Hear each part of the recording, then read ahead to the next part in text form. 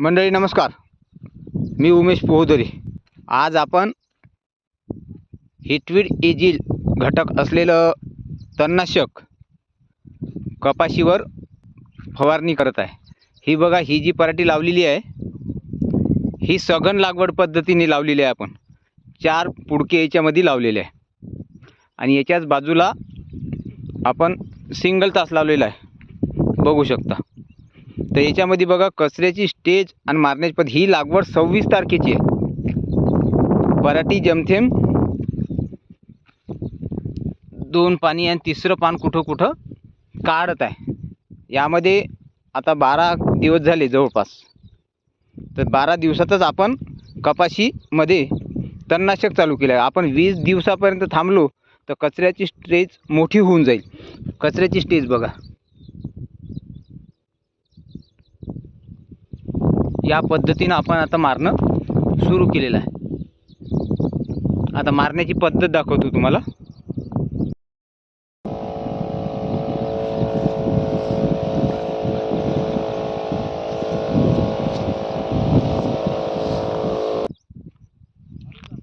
ही जी कपाशी आपण सघन लागवड लावून बघितली, बऱ्याच शेतकऱ्याच्या प्रॉब्लेममध्ये कशी लावायची म्हणून आता कसं होते तिची रिझल्ट काय आहे तर हे तर आपण नंतर सांगू।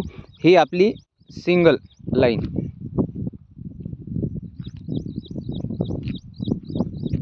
तर या स्टेजचा कचरा असल्यावर आपल्याला हे तणनाशक मारायला पाहिजे, तर आपल्याला त्याचे रिझल्ट मिळतात।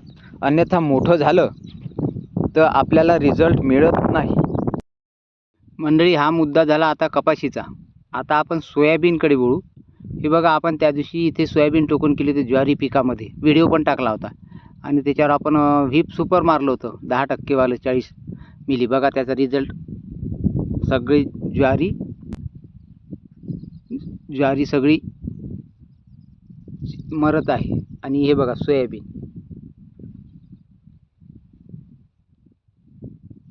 तर सोयाबीनची स्टेज ही असल्यावर आपण याच्यावर खोडकिडीसाठी औषध फवारणी केली पाहिजे। 10 ते 13 दिवसाच्या दरम्यान ही स्टेज येते। तर ही स्टेज जी आहे इथे असल्यावर लॅम्बडा सॉलोथ्रीन असलेला घटक जी वेगवेगळ्या नावाने येते तो आपण याच्यामध्ये मारू शकता, किंवा क्लोरोपायरिफॉस 50% ते सुद्धा तुम्ही खोडकिडीसाठी मारू शकता। इथे उशीर केल्यानं चालणार नाही, कारण आपण काय करतो की तणनाशक मारू, त्याच्यामध्ये मिक्स करू, त्याच्यामध्ये आपला वेळ चालला जातो आणि मग आपण वरून औषधं मारतो खोडकिडीसाठी, ती तेवढी प्रभावी नसतात। त्याच्यामुळे ही त्या स्टेजवर ते औषध फवारणी झालीच पाहिजे। तर लक्षात घ्या की सोयाबीनची स्टेज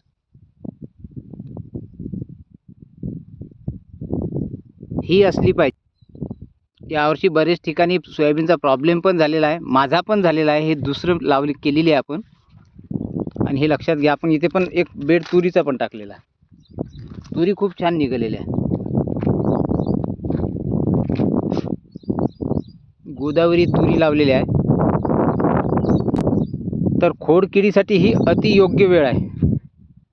त्याच्यामुळे 15 दिवस 20 दिवस असं वाट न पाहता